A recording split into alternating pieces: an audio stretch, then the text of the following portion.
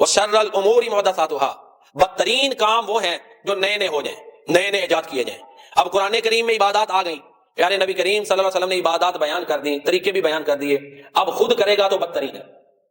جو اپنی طرف سے چیزیں ایجاد کرتا ہے اس سے سوال ہوگا وہ کیوں کر رہا ہے؟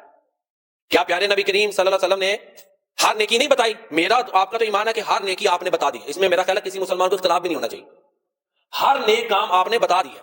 اب ہماری ذمہ داری یہ ہے کہ آپ کا وہ نیک کام بتایا ہوا کیا ہوا آگے پہنچائے، بس اس کو ہی وضاحت کریں۔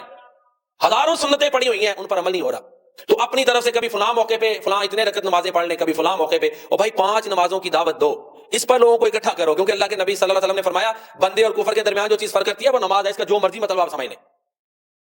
من ترک الصلاۃ متعمدا فقد کفر، اللہ کے نبی کا فرمان بیان کر رہا ہوں، مطلب جو مرضی آپ سمجھیں، میں صرف آیت اور حدیث اور اس کا ترجمہ آپ سے پیش کروں گا۔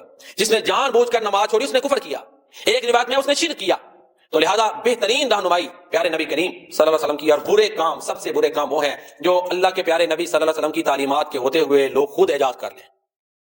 یعنی اللہ اکبر، سورج کے ہوتے ہوئے ادھر سامنے کوئی لائٹ جلا لے تو اس کی پھر عقل ہی خراب ہے نا، آپ تو سراج منیر ہیں۔ اللہ اکبر، عبد العباد کہیں گے اول آخر مسلمان یہی دیکھے قرآن میں کیا ہے، پیارے نبی کریم صلی اللہ علیہ وسلم نے کیا فرمایا، آپ نے کیا کیا، ہم نے وہی کرنا بس۔